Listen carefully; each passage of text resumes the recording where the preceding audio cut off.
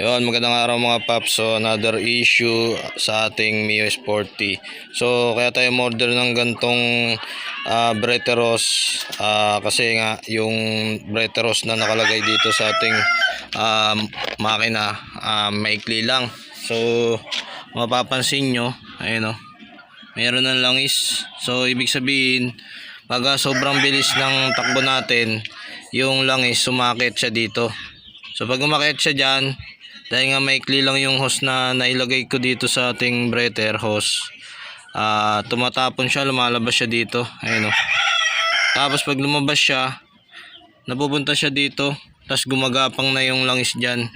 Kaya nagkakaroon tayo ng leak. So yun yung isa sa dahilan kung bakit merong langis dito sa ibabaw. Ayun o. So yun yung naging issue ng ating hose dito kasi nga maikli. So ito yung hose natin. Dito ko lang kasi siya kinapit eh. Ayan o. Ayan siya. So inipit ko lang siya dyan. So pagka nalubak tayo tas sobrang bilis, lumalabas yung langis dyan. Kaya mapapansin nyo, ayan yung langis oh. So yung pagka tayo nagche-change oil, yung langis niya dito sa makina, kasi nga nilalagay kong langis dito nasa 800 ml. So nakukuha ko na lang siya pagka nag-drain ako nagamit ko siya ng 1 month. Ang langis na nakukuha ko sa kanya nasa 400 ml na lang. So yung kinarga natin dyan 800 ml kasi ngayon nga yung pinaka maximum na langis ng Mio Sporty natin. Pero yung pag nag-drain ako, nakaisang buwan ko nang ginagamit yung motor, nasa 400 ml na lang yung nakukuha ko. So ibig sabihin ang lakas niyang kumain ng langis. So dito chinek natin yung ating motor.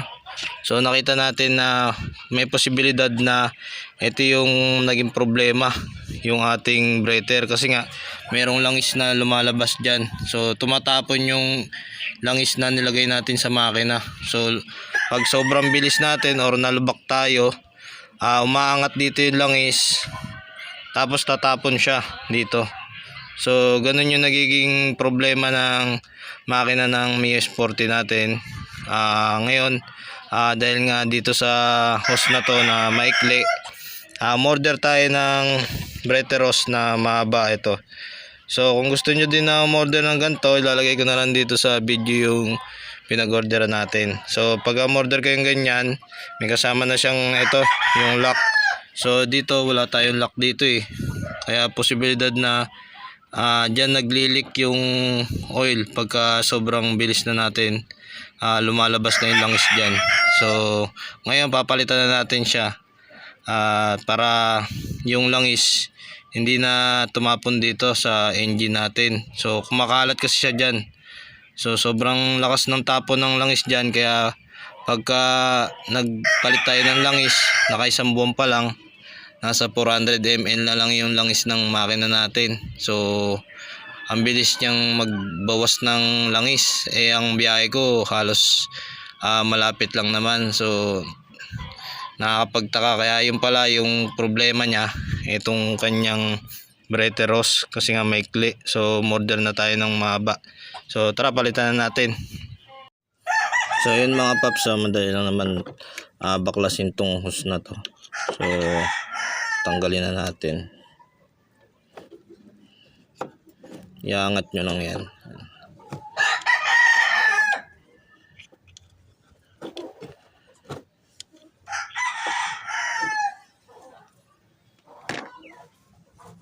So lilinisin na rin natin para sigurado na hindi madumi, para malinis-linis na rin. Total kinalikot naman na natin.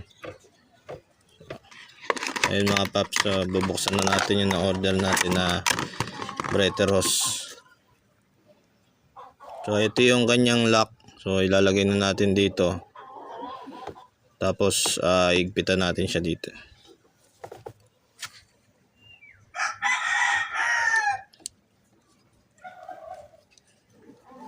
So ayan mga paps, so higpitan na natin. Ganyan yung position ng paglagay natin ng Breteros. So maganda yung na-order natin na Breteros mga paps kasi makapal siya. Saka mahaba din. So hindi kayo magsisisi. Hindi kayo umorder.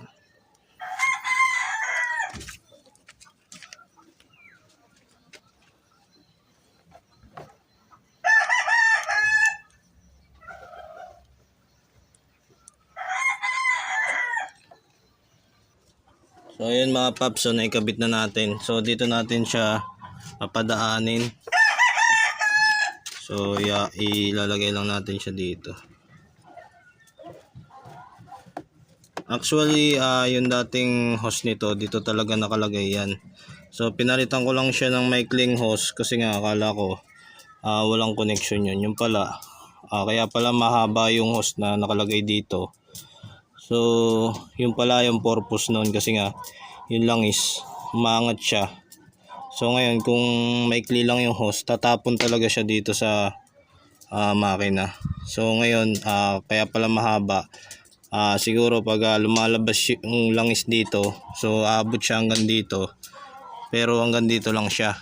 Kung mahaba yung hose nyo, hindi lalabas. Pero kung maikli, so dito, yung ginawa ko kasi nilagay ko siya dito tapos pababa. Kaya yung labas ng langis niya pupunta sa makina. So ngayon nag-decide tayo na palitan ng mahabang hose para yung labas ng langis niya dito hanggang dito. Kung mabot man siya hanggang dito, so hindi siya tatapon sa makina. Hanggang dito lang siya. Tapos yung langis na lumabas dito, babalik lang ulit siya pupunta ng makina. So hindi siya mababawasan ulit kagaya ng mga nakaraan natin na pag-change oil na nasa 400 ml na lang yung langis niya. So ngayon pinagapang natin siya dito. So ganyan yung ginawa natin. So hanggang dito natin ilalagay yung hose. Tapos itatali na lang siya. Puputulin ko na dito tapos itatali ko na lang siya ng cable tie. So papakita ko sa inyo pag natali na natin.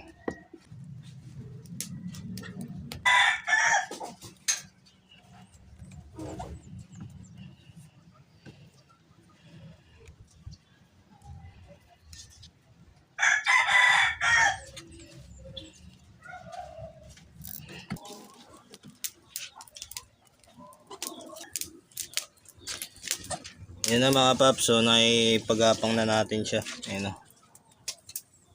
So naikabit na natin yung ating Breteros. Ayan, mahaba na siya. So ayan mga paps, sana meron kayong natutunan sa ating konting tutorial.